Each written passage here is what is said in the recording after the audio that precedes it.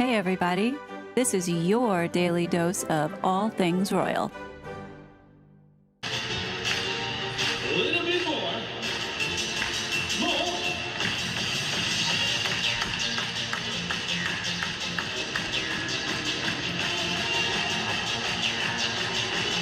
Can you get faster? We can! Sorry has to burst your fun, but the Burger Queen is on her way to suck the life and air out of this event. Welcome back, my gorgeous, good-looking friends. Well, it looks like Meghan Markle is really going to Dusseldorf to ruin the Invictus Games. With her yachting hat in tow, it sure looks like she's sending a message that she's open for business. And of course, to capture it all was Backgrid, who had full access to the tarmac to take these photos. According to the Daily Mail, Meghan will be whisked from the airport to the five-star Hyatt hotel where Harry is ensconced in the presidential suite. Another puff piece put out by Meghan's camp. They know every movement that she's making, right down to exactly the time that she was leaving and the amount that her Valentino mules cost, as well as the various pieces of clothing that she was wearing. So obviously, this is a story that Meghan's team has put out there. Do I believe that she's going to be whisked away to the presidential suite to be with Harry? No, I don't. Folks, this is all being done for optics. Get ready, folks. The Meghan Markle show is coming to town. Now, I thought that Meghan was not supposed to be going because they did not meet her demands, but apparently she can't help herself and stay away because she's such a fame whore. I gotta be honest, I hope Meghan goes and makes an ass out of herself and ruins the event for these veterans. And I'm not saying this to be mean against the veterans, but I think the veterans need to wake up and say, no, we need to get rid of these two because they are toxic for the brand. All Meghan and Harry are doing is exploiting this organization for their own personal profit and gain. About 2 weeks ago, I did a review on the Heart of Invictus and pretty much stated that it felt very much like a war propaganda piece that was being used to promote the war in Ukraine. 3 days ago, this article from The Mirror came up, and it had stated that armed police and protection officers watched on as around 50 other protesters waved placards among a Harry supporting crowd in which the placard said, "We died and the rich make profit, and I'm against your war." Organizer Lucas Boehmer said, "We're not against the soldiers or athletes. We don't think the game should exist because it is normalizing war, and war is not a normal thing. And because it is being sponsored by organizations like Boeing and Lockheed Martin, who are weapons makers." Let me interject and remind everybody that BlackRock is also a supporter of the Invictus Games, as seen here in a video that I did a few weeks ago ripping the Invictus Games Foundation apart. This year, Larry Fink from BlackRock issued his chairman letter to his investors stating that focus is going to be shifting from this ESG crap because they're seeing that once you go woke, you go broke, and they have been losing money. So now the focus has been shifted. If you notice, everybody's talking about climate change. All these tragedies and natural so-called disasters are all attributed to climate change. Larry Fink is quoted saying, "Climate change has become a defining factor in companies' long-term prospects." And if you haven't noticed, sustainable development has now become the hot new buzzwords. So why do you think there's such a proponent for war and to continue to keep this going? The answer's simple. It's for money, power, and control. For the US, who is practically funding the entire thing for this proxy war, we have our own selfish agenda, which does not benefit or help the American people, but instead help the powers that may be in the corrupted government that we have. For other heads of states in the West who claim they so-called support democracy, they have their own agendas. Take a listen to King Charles. Ladies and gentlemen, I know that everyone in this room is very well versed on the climate and biodiversity crisis we currently face. And obviously, as the Prime Minister said, one hugely magnified now by the energy crisis that has emerged from the conflict in Ukraine. However, I think some of you may not know that I've been trying to bring people from around the world together on sustainability for something dreadful like 40 years now. and trying to encourage corporate social and environmental responsibility for all that time. And I must say, I've rather subscribed to an outlook shared by many indigenous peoples that we must be thinking 7 generations ahead, really, to have any chance of making sure that we leave a better world behind us. So what we do today fundamentally impacts the future of our children and grandchildren. And to help put ourselves on a more, what I can only describe as warlike footing in order to be able to meet all these immense challenges, that really, we do face a real emergency now, I think.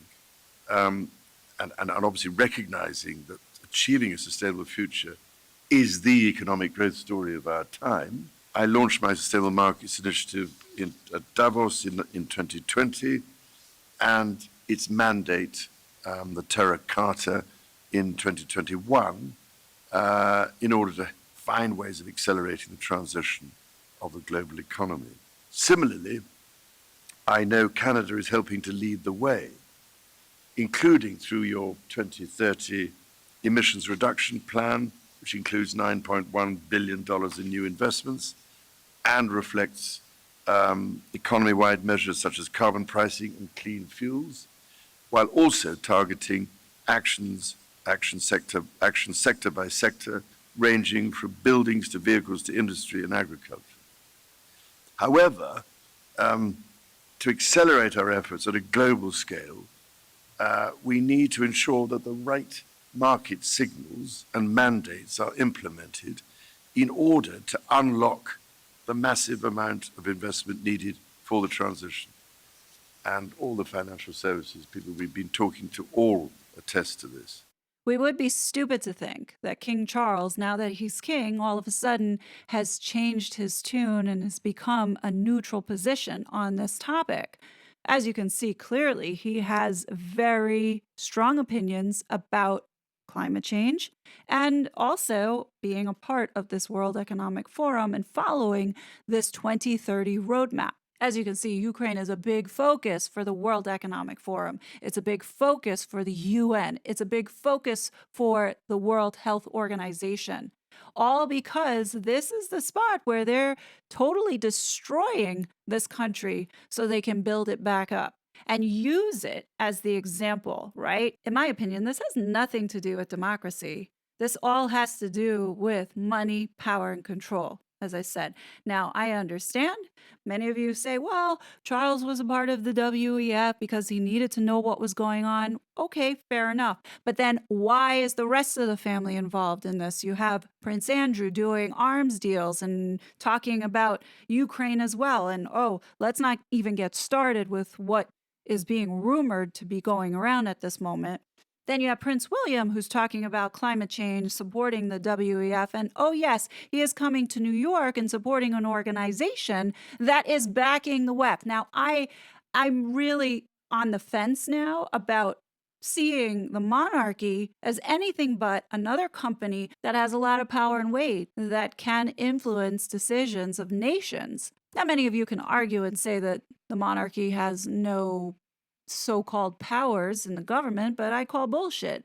It's the soft power that happens behind the closed doors that we don't see that is going on, but know that is going on. We would be stupid to think that Prince Harry and Meghan have been cut off completely from the monarchy. I believe that we are being lied to because, as you can see on the royal family website, it says specifically there, they are balancing their time between the United Kingdom and North America, continuing to honor their duty to the king, the Commonwealth, and their patronages. Now, they may not be marketing themselves as such, but if you know nothing about the monarchy, like majority of Americans here in the United States, if you read that, you would think that Harry was still a part of the British monarchy and working for the family. Now, who's to say that Harry is not over here carrying out orders on behalf of the king? Nobody can really say that he's not or that he doesn't talk to Charles. We know that Harry has contact with the institution. He may not directly talk to Charles, but believe me, he has contact with the institution. Let's be honest, we really don't know the full story.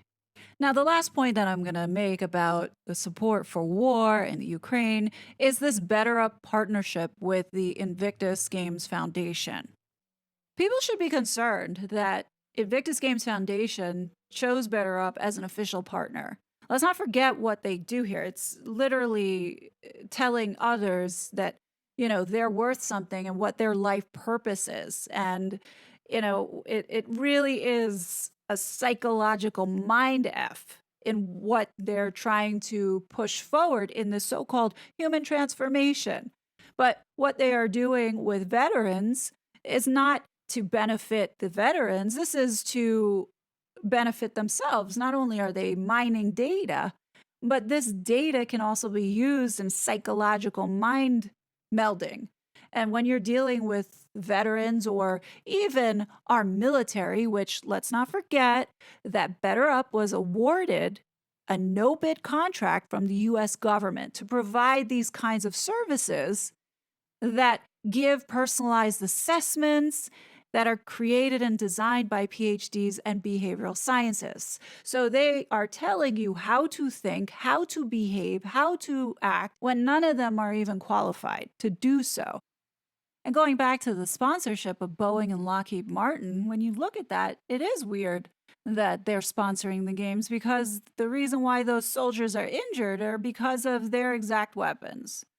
They are making money from the war. So obviously they want this war to continue. Okay, I'm going to put it to rest. I'm not going to talk about it anymore. I just need to get that off my chest. I just feel that this has turned into a money-making opportunity for Harry and everybody else except for these veterans. And that's why I don't want to talk anymore about the Invictus Games. And I hope that Meghan Markle ruins it. So next year, they learn not to ask these two jerk-offs to come back. Harry doesn't give a shit about these people unless he's making money from it. Here's an example of how Harry left the world of service and duty all for lining his own pockets. Now, this was found on Twitter. I want you to hear how disgusting Harry has behaved, and you tell me afterwards if you think he gives a shit about those veterans at Invictus. This person writes, "The Duke of Sussex, founder of the Invictus Games and a passionate advocate for veterans, was recently contacted regarding a rare occasion in his dukedom," meaning of Sussex. This occasion pertained to a remarkable World War II Far East prisoner of war who lay in an unmarked grave for 40 years. One of the two pipers who valiantly piped the troops over the, and forgive me if I mispronounce this, Johor Causeway, endured the harrowing conditions of the death railway and coal mines, and miraculously survived the bombings of 3 hell ships.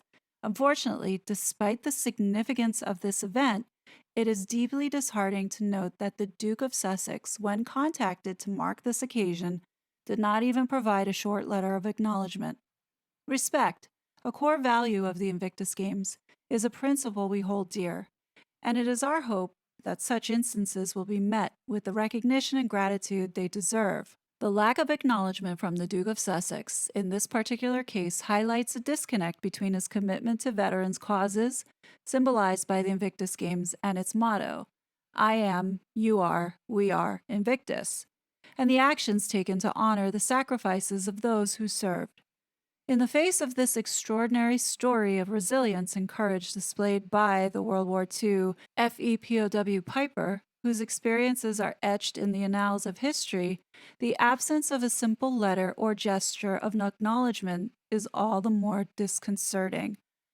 It is crucial for public figures, especially those who champion noble causes like supporting veterans, to not only preach the values of respect and gratitude, but also actively demonstrate them in their actions.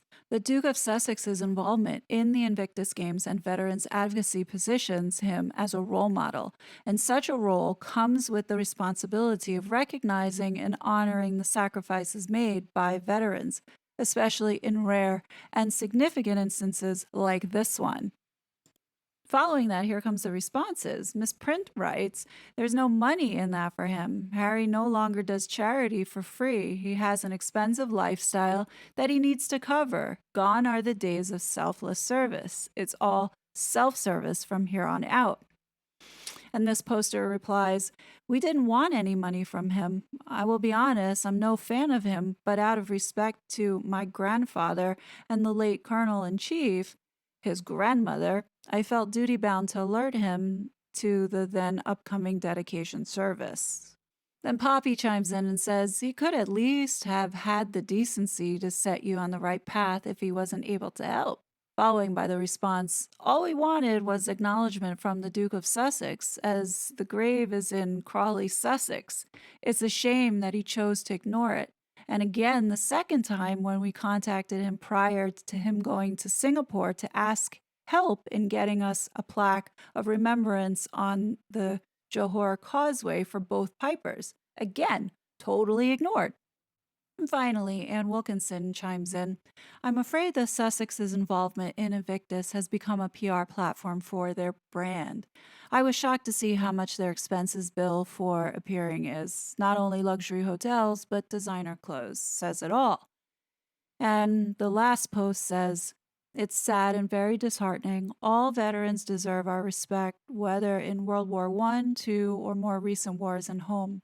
I support We Are Invictus. Sadly, I lost respect for the patron after this." So getting back to these two grifters, they're using the Invictus games as a relaunch of their image. So Meghan has arrived in Dusseldorf, and she immediately takes the stage with her husband H to say the reason why she's late because of her children. She just wanted to spend that last extra moments with them before she left. Now, does anybody believe this crap? No, but hear it for yourself. You can see the body language between the two of these two jokers. They're not in love. This is all a show, folks. 100% a show. Let me give you a heads up. For those that don't want to hear her or see her, then that would be a time to fast forward and skip to the end. You know, if you don't care about what she has to say or my snide, snarky remarks after it, fine, just skip to the end. But before you do, please do the kind favor and hit that like button. It really does help the channel, and I really do appreciate it. But for those that are staying with me, here we go. And I'm sorry that I was a little late for the party. Just like so many of you, this is about family and friends and the community that Invictus has created and that Fisher House has created. And so I just had to spend a little bit more time getting our little one settled at home. Milkshakes and school drop off. Girl, you need to get your nose shaved down again, because nobody believes this set of lies that you're telling everyone. Like, you were a little late because you were getting your little one settled down and buying milkshakes for the school drop-off. What kind of nonsense is that? Seriously, Lilibet can't even properly walk and talk. She's 2 years old. Like, what school are you dropping her off at? And then Archie, I thought that there was a problem with getting him into school. Like, nobody believes this garbage that's coming out of your mouth. Come on now. If they were really part of the family, quote unquote family, why didn't you bring them? You have plenty of people to help you, nannies, surrogates. I mean, James Holt. I mean, seriously, don't give us this bullshit. And then look at Harry's body language, just as she's saying it. He turns away. He doesn't even want to be a part of these lies. Like, he turns around and he coughs. He doesn't even want to stand next to her. And why has Meghan got her legs crossed? This is the first time Meghan's ever crossed her legs that I've ever seen. Always she's got them spread wide open. Why now you keeping your legs closed? And I just landed a couple hours ago, and I am thrilled that the first event that I can do for Invictus is here with all of you. It is amazing, and I hear the meet so far is no. Does he look any way enthused that she's there? No. Off to a good start, is that right?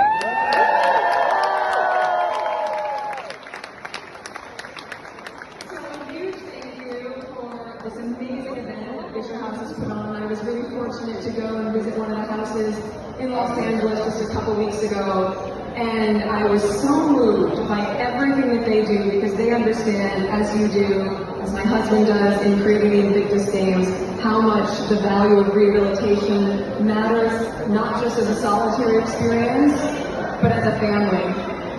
This is so cringe. Nobody is paying attention to her. Do you hear how many people are talking and ignoring her? Oh, how the mighty have fallen. She went from a full stadium to now giving a sort of kind of concert speech at a pub. I think that's where they're at. So I'm really, really proud to be a part of this Invictus family with all of you. I'm grateful for all of you that are here. We received also a few gifts. Someone, Canadian team, it's Corinne. She gave us a bracelet, and on that bracelet they put initials. They put initials of one of the people who wasn't able to make it here tonight. And there's so many people that we know are back home rooting for all of you, and even if they can't be here with you, they are with you in spirit. So thank you also to this amazing band for the party. And we just look forward to such a fantastic week. Have the best time. We're going to be cheering for you, and we can't wait to one day be able to bring our kids also so they could experience just how amazing this is. Thank you guys so much. Now, you would think that Harry would turn to his wife and, say good job, or, give her a hug and maybe one of those disgusting kisses that we saw last year. But no, he looks at her and then he quickly looks away and he starts clapping. This marriage is over. Ain't nobody fooling no one with this charade. This is over, guys. Just rip the Band-Aid off, release the Kraken. Let's get the divorce on with it, because this is done. The public is not buying any of it. We want the divorce. We're ready for this divorce. Bring it on, folks. Just bring it on. Like, I struggle to understand why Meghan always dresses like she's going to a funeral. Like this, I don't even know what to say about this outfit that she decided to wear here. I mean, I know that Invictus colors are black and yellow and gray. I mean, couldn't she have worn some yellow? I mean, regardless of what, like she looks like she just came out from the rain. Like, what is going on with this? Anyhow, she does look like she is headed into meltdown midlife crisis mode, and I'm sure we're going to get some more visuals over the next couple days. But you guys chew on this for now. I will definitely be back with some more content because there is just so much right now. So sit tight. I will be back with more content, but until then, please be safe, and I will talk to you later. Bye. Such a fraud.